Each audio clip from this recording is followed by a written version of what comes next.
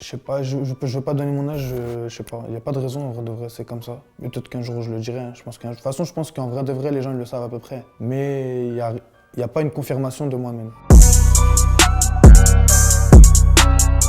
Ouais l'équipe, c'est ISK pour Melty et je vais vous raconter mon parcours dans la dalle, tout est carré. Bah moi c'est ISK, je suis un artiste du 77 et j'ai sorti mon premier album qui s'appelle Vérité.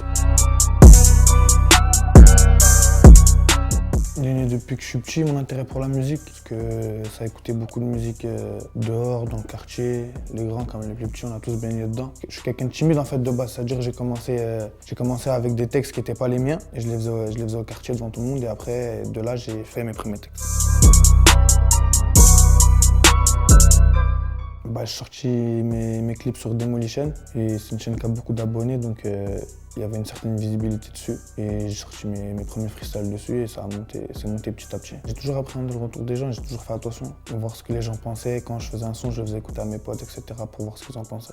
Au début, c'est bizarre, on va dire, parce que j'avais pas l'habitude que les gens me reconnaissent, viennent me parler, etc. Mais après, avec le temps, on s'y fait et on kiffe. Je me suis jamais dit que j'avais raison parce que j'ai jamais été sûr que ça allait marcher. Mais jusqu'au jour d'aujourd'hui, dans ma tête, j'en voudrais toujours plus, donc je pourrais pas dire ça a marché.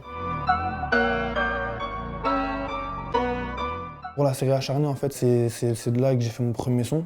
En gros, le son de base s'appelait Attitude Acharnée. Et après, quand on leur a envoyé le son, donc vu que c'est pas nous qui gérait les vidéos qu'ils postaient sur leur chaîne, vu que c'était sur Demolition, ils ont mis Acharné.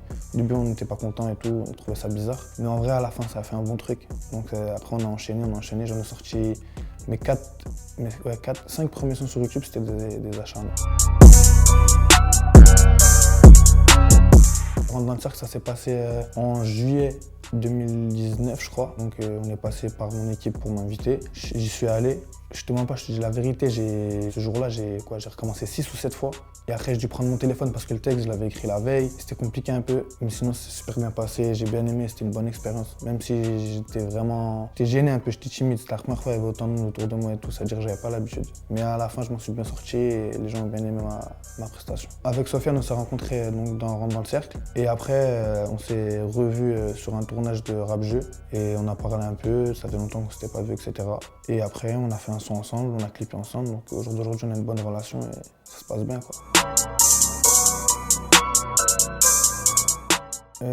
Mes freestyles vérité, c'est des sons que j'ai fait que je kiffe le plus et dont je suis le plus fier parce que c'est les sons qui, pour moi, dans ma carrière au jour d'aujourd'hui, ont le plus marché et ont le plus touché de monde. La série Vérité, elle a commencé au Skyrock de YL. Il m'a invité, moi j'avais fait le son, donc le premier Vérité, chez moi pendant le confinement. Je l'ai posé, après j'ai vu l'ampleur que ça a pris, j'ai vu que ça avait bien marché. Après j'ai fait le deuxième 6 mois plus tard et après j'ai enchaîné.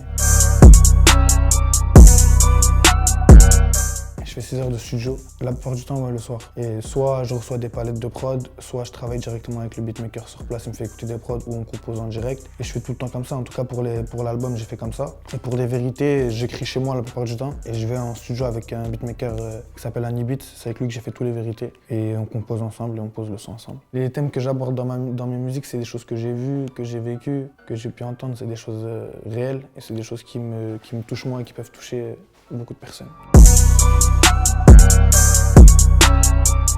Non, j'avais pas peur que mon âge ou quoi soit un frein, parce que les gens savent à peu près j'ai quel âge, mais pas exactement, ils n'ont pas une certitude qui leur montre. Il y a des gens qui me donnent plus, comme il y a des gens qui vont peut-être me donner moins, comme il y a des gens qui vont me donner mon âge exact. Je trouve qu'au jour d'aujourd'hui, il y a beaucoup de gens qui se lancent dans le rap, etc. C'est intéressant à voir parce qu'au jour d'aujourd'hui, malheureusement ou heureusement pour certains, d'un claquement de doigts, les gens ils explosent. C'est bien de voir l'évolution de certains ou quoi.